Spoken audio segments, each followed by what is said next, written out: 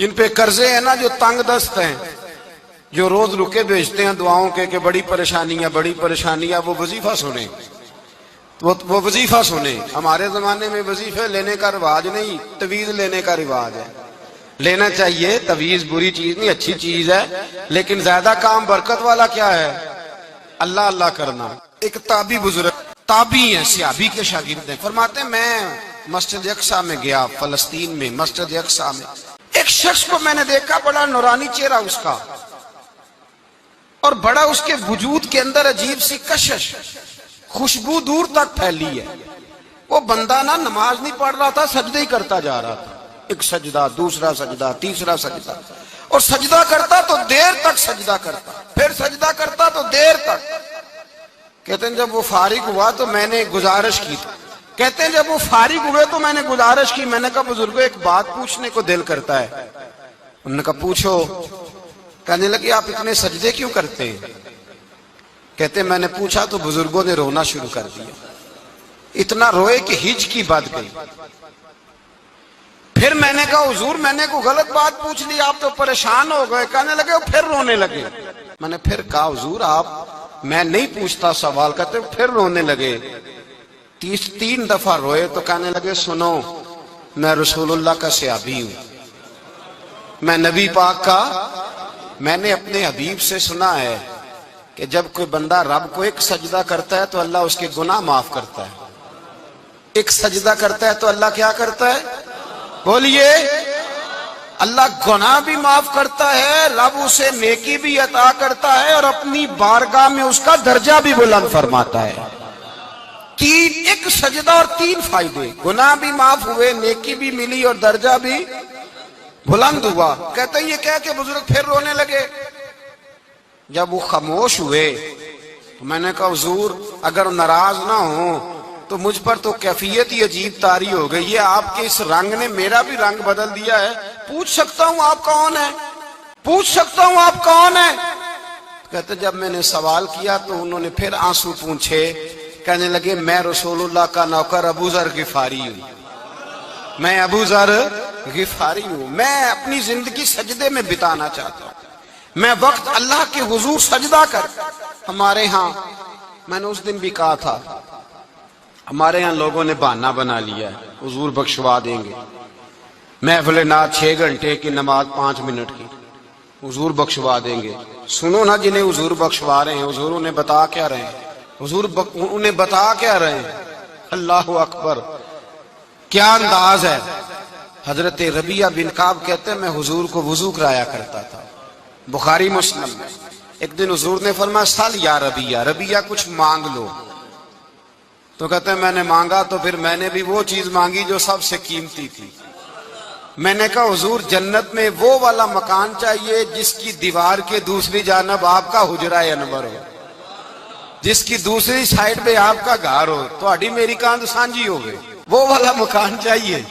تو نبی پاک نے فرمایا جا تجھے دیا، جا تجھے، بولیے جا تجھے، کمال ہو گئی، جا تجھے دیا۔ کون دیتا ہے؟ دینے کو منہ چاہیے، دینے والا ہے سچا ہمارا، میں جا تجھے دیا۔ ایک میری بات یاد رکھنا، حضور کیا فرمایا؟ اپنی زندگی میں سجدے زیادہ کرنا۔ کیا زیادہ کرنا؟ چلو سارے بولے ایک دفعہ، کیا کرنا؟ کیا زیادہ کرنے ہیں؟ تو حضور بھی فرماتے ہیں میرا جنت میں پڑوسی وہ ہوگا جو سجدے زیادہ کر کے آئے گا۔ تو میرے بھائی اگر تو سجدہ ہی نہیں کرتا، تو اس لذت سے ہی ناشنا ہے، نماز جلدی کی، باقی سارے کام لیٹ کے، مسجدوں میں بیٹھے ہیں لوگ، خوش گپیاں چل رہی ہیں، بڑی بڑی لمبی، نماز کا وقت ہے تو چھوٹی ہو گئی، فٹافٹ کرو۔ نماز، عبادت، ریاضت، یہ تو بندے کو اللہ کے قریب۔ حضرت عبداللہ بن جعفر، حضرت جعفر طیار کے بیٹے تھے، نبی پاک کی پھوپھی کے بیٹے تھے، حضرت زبیر بن عوام رضی اللہ تعالی، وہ انتقال کر گئے۔ ان کا جب وصال ہوا تو 10 لاکھ دینار کا قرضہ تھا ان پر، اور جو زمین انہوں نے چھوڑی وہ زمین بنجر تھی۔ لو سن لے، جن پر قرضہ چڑھا ہوا ہے وہ نسخہ بھی سن لے، جن پہ قرضے ہیں نا، جو تنگ دست ہیں، جو روز رکے بھیجتے ہیں دعاؤں کے کہ بڑی پریشانیاں، وہ وظیفہ سنیں، وہ وظیفہ سنیں۔ ہمارے زمانے میں وظیفے لینے کا رواج نہیں، تویز لینے کا رواج ہے۔ لینا چاہیے، تویز بری چیز نہیں، اچھی چیز ہے، لیکن زیادہ کام برکت والا کیا ہے؟ اللہ اللہ کرنا۔ کیا کام ہے؟ سجدہ کرنا برکت والا کام ہے۔ حضرت عبداللہ بن جعفر طیار کہتے ہیں میں نے قرضہ لینا تھا زبیر بن عوام سے، وہ وصال کر گئے، میں ان کے بیٹے کے پاس گیا، عبداللہ بن زبیر کے پاس، میں نے کہا پیسے لینے تھے، کہا بالکل لینے ہیں، میرے ابا جی مجھے وصیت کر کے گئے، لکھ کے گئے کہ یہ پیسے دینے، اور وہ یہ لکھ کے گئے ہیں، میں زندگی بھر کوشش کرتا رہا ہوں، ادا نہیں ہو سکے، بیٹا تیری ذمہ داری ہے میرے قرضے ادا کرنا۔ عبداللہ بن زبیر رضی اللہ تعالیٰ عنہ کہنے لگے میں انشاءاللہ آپ کی رقم دے دوں گا۔ تو عبداللہ بن جعفر طیار کہنے لگے بھائی ہم دونوں آپس میں ہیں، کوئی شے نہیں چھوڑ کے گئے آپ کے ابا جی، کوئی چیز نہیں، توجہ ہے میری بات پر؟ یہ صحابہ کا ذرا انداز دیکھیے گا بندگی کا، کوئی چیز نہیں چھوڑی۔ تو حضرت زبیر بن عوام کہنے لگے ایک زمین کا ٹکڑا ہے وہ بھی بنجر ہے، اس میں بھی کوئی کھیتی نہیں اگتی، سبزہ نہیں ہوتا، بنجر ہے، پانی کوئی نہیں، اور وہ اتنی خشک ریتلی زمین ہے کہ بڑا مشکل کام ہے وہاں سیراب کرنا، بے آباد زمین ہے۔ حضرت سیدنا عبداللہ بن جعفر کہنے لگے تو اس طرح کر، وہ مجھے ساری نہ دے، اس میں سے تھوڑی سی مجھے دے دے، میں 10 لاکھ دینار کے عوض وہی رکھ لیتا، تیرے باپ کا قرضہ ادا ہو گیا، دے تو صحیح۔ انہوں نے کہا آپ کیا کریں گے، وہ تو کسی کام کی نہیں، چند کوڑیوں کی بھی نہیں، فرمایا مجھے دے دو، میں جانوں اور میرا کام جانے۔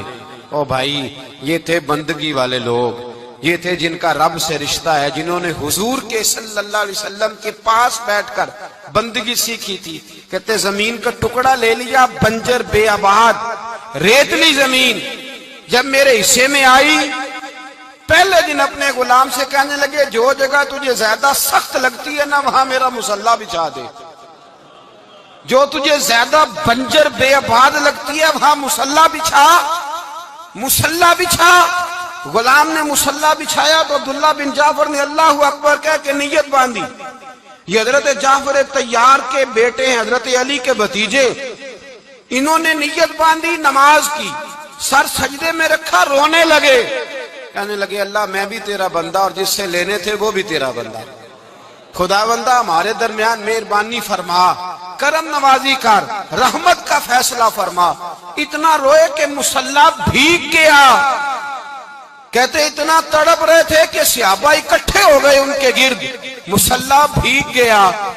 جب بھیگا ہوا مصلی نماز مکمل کر کے اٹھایا نا، کہتے مصلی اٹھایا تو نیچے سے اللہ نے پانی کا چشمہ جاری فرما دیا، اللہ نے پانی کا چشمہ جاری کر دیا، فرمایا بناؤ حوض، کرو کھیتیاں سیراب۔ فرماتے ہیں جہاں ایک درخت نہیں اگتا تھا اللہ نے پورا باغ اگا دیا، جہاں ایک پھل نہیں ہوتا تھا وہاں عالی شان پھل لگ گئے، قرضے بھی ادا ہوئے، حضرت زبیر بن عوام کے بچوں کے پاس مال دولت بھی بچ گیا۔ لوگ جب کہتے ہیں یہ ساری کس چیز کی برکت ہے، اور فرماتے یہ ساری سجدوں کی برکت ہے، یہ رب کی بندگی کی برکت ہے جی، اس کی بارگاہ میں نماز پڑھنے کی مسلمان توجہ نہیں کرتا، توجہ نہیں۔ جاگ رہے ہیں آپ حضرات؟ یہاں کوئی حکومت اعلان کرے نا کہ ہر نماز کے بعد 500 روپیہ، کتنا جی؟ میرے خیال کسی بھی نہیں ہونا مسیح جی، آن گے کہ نہیں؟ نہیں تھوڑے جے بول دے ہو، جیڑے نہیں بول دے ہونا تو بالکل ہی نہیں نہ ہونا، ہونا تو پکا پتہ لگ۔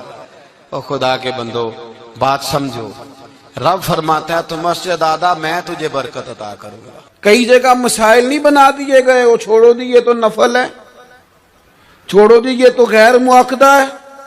اعلیٰ حضرت فاضل بریلوی فرماتے ہیں جو نفل چھوڑتا ہے نا ایک وقت آتا ہے سنت کے ترک کرنا شروع کر دیتا ہے، اور تارک سنت ایک وقت آتا ہے کہ واجبات کو چھوڑتا ہے، چونکہ وہ سیلاب اچانک نہیں آیا کرتے، پہلے چھوٹا سا سوراخ ہوتا ہے، دریا کے کنارے چھوٹا سوراخ ہوتا ہے، بند نہ کیا جائے تو بڑا ہو جاتا ہے، پھر اور بڑا ہو جاتا ہے، پھر وہ سیلاب بن جاتا ہے۔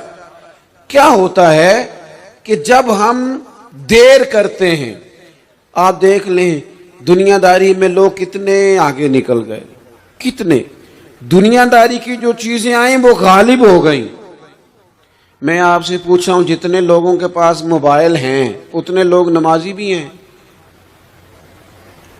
موبائل بعد میں آ کے غالب ہو گیا سب پہ اور نماز، آپ یہ ایوریج نکالے نا، جتنے لوگ فیس بک پہ ہیں اتنے لوگ دینی تعلیم کے میدان میں بھی ہیں، پڑھنے پڑھانے کا مزاج بھی رکھتے ہیں۔ جتنی نصیحتیں کرنے میں آج لوگ نکلے ہوئے ہیں، کیا اتنی خیر بھی دنیا میں بٹ رہی؟ جتنی جدید ٹیکنالوجی آ گئی سب ہم نے حاصل کر لی، بری بات نہیں، ٹھیک ہے، اچھی بات، لیکن سوال یہ ہے کہ وہ باتیں جو سالوں سے ہو رہی ہیں اور جو ہمارے دین کے فرائض میں شامل ہیں ان پر عمل کب ہوگا؟ اور میں یہ بہت سارے لوگ ہیں نا دعوت دیتے ہیں کہ آپ تشریف لائیں، اس جگہ پہ آ کے کچھ بات کریں، تو میں دوستوں سے کہتا ہوں تقریریں تو اب بڑی سن لی لوگوں نے، تو زمانہ ہو گیا تقریریں کرتے سنتے، سوال تو یہ ہے کہ جو سنا ہے اس پر عمل کس دن کرنا ہے؟ وہ پہلا قدم جو عمل کا ہے وہ کس دن اٹھانا ہے؟ یہ کوئی گورکھ دھندا تو نہیں ہے نا کہ نشستن گفتن برخاستن۔ دیکھیں نا قرآن مجید کی آیات نازل ہوتی تھی، صحابہ دوڑ پڑتے تھے عمل کرنے کے لیے۔ لن تنالوا البر حتى تنفقوا مما تحبون، تم بھلائی کو نہیں پہنچو گے جب تک اپنی پیاری چیز خرچ نہ کرو۔ تو یہ آیت ہم نے بھی سنی ہوئی ہے، میں آپ سے ہاتھ نہیں اٹھواتا، آپ خود اپنے آپ سے پوچھیں، میں اپنے آپ سے پوچھتا ہوں کب پیاری چیز لا کے خرچ کی ہم نے اللہ کے راستے میں؟ لیکن جب نازل ہوئی تھی تو عبداللہ ابن عمر کو گھوڑا پیارا تھا، انہوں نے فوراً لا کے پیش کر دیا تھا۔ حضرت ابو طلحہ انصاری کو باغ پیارا تھا، انہوں نے فوراً لا کے حضور کی بارگاہ میں پیش کر دیا تھا۔ ہم کب یہ کام کریں گے؟ ہم سن رہے ہیں، ہمیں آتی ہے، ہم آگے بڑھا رہے ہیں، لیکن جلدی سے صحابہ کا یہ مزاج تھا کہ جیسے ہی ان تک خیر پہنچی انہوں نے عمل کر کے دکھایا، جیسے نصیحت ملی اس نصیحت پر وہ عامل ہو گئے۔ امام جعفر صادق رضی اللہ تعالیٰ عنہ سے ایک شخص نے پوچھا، حضور میں دین کی خدمت کرنا چاہتا ہوں، تبلیغ کرنا چاہتا ہوں، کوئی طریقہ بتائیں۔ بہت سارے لوگ ہیں آج کل جو یہ چاہتے ہیں کہ جناب مجھے نہ کوئی آپ نسخہ بتائیں، کوئی سلیقہ بتائیں، میں دین کا کام کرنا چاہتا ہوں، دعوت خیر دینا چاہتا ہوں، کوئی طریقہ بتائیں۔ تو سیدنا امام جعفر صادق رضی اللہ تعالیٰ عنہ فرمانے لگے، آسان طریقہ ہے، اور بغیر کسی فلسفے کے، بغیر کسی الجھی ہوئی گتھی کے سلجھی ہوئی بات ہے، بالکل طے۔ تو دین کی تبلیغ کرنا چاہتا ہے؟ اس نے کہا ہاں۔ تو فرمانے لگے بڑا آسان نسخہ ہے، اگر تو دین پھیلانا چاہتا ہے، تبلیغ کرنا چاہتا ہے، تو تو دین پر عمل کرنا شروع کر دے۔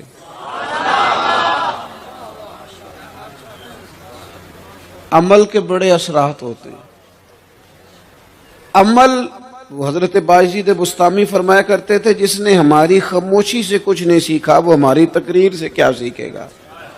یہ جو عمل ہوتا ہے یہ اتنی بڑی خاموش تبلیغ ہے، اتنی بڑی۔ امام جعفر صادق فرمانے لگے تو عمل کر، وہ تیرا عمل کرنا، آپ پڑھیں گھر میں نماز، آپ کے بچوں کو شوق ہو جائے گا، آپ کھولیں گھر میں قرآن مجید، آپ کے بچوں کا دل لگ جائے گا۔ آپ بیٹھے تسبیح لے کے کہ آج میں نے آدھا گھنٹہ محبوب کی بارگاہ میں درود و سلام عرض کرنا ہے، بچوں کی طبیعت لگ جائے گی۔ عمل جو ہوتا ہے اس کا فیض بٹتا ہے، نیکی میں آگے بڑھنے کی جد و جہد، کوشش کرنا کہ میں ذرا خیر کے کام میں آگے نکلوں۔ کیا کہا حضرت عمر نے؟ کبھی ہم سنتے ہیں باتیں، کبھی اس کی گہرائی میں اترو نا۔ سیدنا فاروق اعظم فرماتے میری ساری عمر دوڑ لگی رہی کہ میں ابو بکر صدیق سے نیکیوں میں آگے نکل جاؤں، ساری زندگی میری دوڑ رہی، جد و جہد رہی کہ میں ابو بکر صدیق سے آگے۔ 2.5% زکوٰۃ ہے، عمر کہتے ہیں میں 50% لے کے آیا تھا، لیکن میں 50% پہ پہنچا تھا تو ابو بکر 100% پہ پہنچ گئے تھے، وہ سارا ہی لے آئے تھے۔ میری دوڑ رہی، یہاں بھی دوڑ ہے، میری عزت کرو، میرے آنے پہ کھڑے ہو جاؤ، معاذ اللہ میرا اکرام کرو، میں فلاں صاحب ہوتا ہوں، قبیلے میں، برادری میں، سوسائٹی میں، سماج میں یہ نام رکھتا ہوں، میں فلاں سیاسی، سماجی، فلاحی، رفائی تعارف رکھتا ہوں، میرا فلاں معاملہ ہے، یہ اس مزاج میں دوڑ لگ گئی، اس طبیعت کی دوڑ لگ گئی، مجھے بھی مانا جائے، مجھے بھی گنا جائے، مجھے بھی شمار کیا جائے، میرا بھی نام ہو جائے، مجھے بھی اگلوں میں رکھا جائے، قرب والوں میں میرا بھی تذکرہ کیا جائے۔ جو دوڑ ہمیں بتائی اور سکھائی گئی تھی، اس دوڑ میں ہم شریک کیوں نہیں ہوتے؟ آپ کو اپنے بڑے کو، آفیسر کو خوش رکھنا ہے، اگر آپ کے تعلقات اس کے ساتھ ٹھیک ہیں تو بھلے آپ ڈیوٹی پہ آئیں چاہے نہ آئیں، سب ٹھیک ہے۔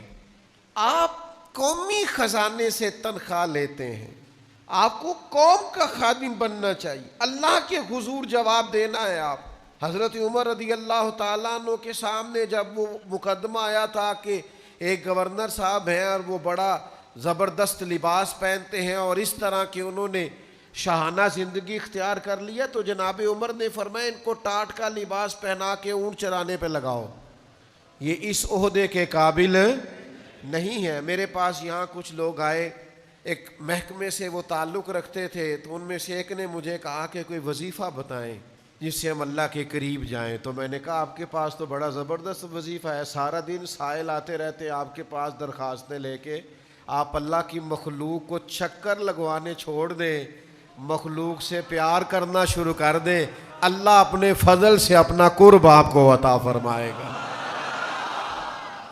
آپ چکر لگواتے ہیں، کل آنا، پرسوں آنا، ٹھہر کے آنا، ناشتہ چل رہا ہے، کھانا چل رہا ہے، چائے چل رہی ہے۔ او خدا کے بندے، نبی پاک علیہ السلام، آپ اللہ کے بندوں کے لیے آسانیاں کریں، یہ سب سے بڑا وظیفہ ہے۔ آپ سیٹ پہ بیٹھے ہیں تو آپ یہ ذہن بنائیں کہ میں نے لوگوں کے لیے، اس میں آگے کیوں نہیں نکلتے؟ وہ جو ہمیں فرمایا گیا تھا کہ تمہیں پتہ چل جائے پہلی صف کا ثواب کتنا ہے تو تم قرآن اندازی کرو، تو یہ قرآن اندازی کس دن ہونی ہے؟ یہ والی قرآن اندازی کس دن ہونی ہے؟ لیکن وہ قرآن اندازیاں تو ہو رہی ہیں عمرے کے ٹکٹ کی، اتنے عمرے کے ٹکٹ، اتنے عمرے کے، اچھی بات ہے، اس کی بھی کوئی مخالفت نہیں، لیکن جو کام جس میں آگے بڑھنا تھا، جس میں جد و جہد کرنی، جس میں دوڑنا تھا، جس میں کاوش کرنی تھی، اس میں تو ہم پیچھے ہیں۔ زندگی اتنی تیزی سے گزر رہی ہے، آپ یقین کریں پیچھے پلٹ کے دیکھتے ہیں تو پتہ ہی نہیں چلتا کتنے سال بیت گئے۔ بھی ایسے لگتا ہے کل ہی تو ابھی داخل کرایا تھا گھر والوں نے اسکول میں، ابھی اگلے دن کی بات ہے دارالعلوم میں داخل ہوئے تھے اور اتنے سال بیت گئے، اتنا وقت گزر گیا۔ ہم عجیب مزاج کے لوگ ہیں، یہ چاہتے ہیں کہ ہمارے بچے بڑے ہو جائیں، یہ نہیں چاہتے کہ ہم بوڑھے ہو جائیں۔ دیکھیں اگر بچے بڑے ہوں گے تو لازمی نتیجہ ہے کہ ان کے بڑے، لیکن ہم دونوں باتوں میں اپنا مزاج رکھتے ہیں، بچے بھی بڑے چاہیے ہمیں اور ہم خود بھی اپنے آپ کو بوڑھا تسلیم کرنے کو تیار۔ ماشاءاللہ جی میرا بیٹا جوان ہو گیا، تو جناب آپ کیا ہو گئے ہیں اب؟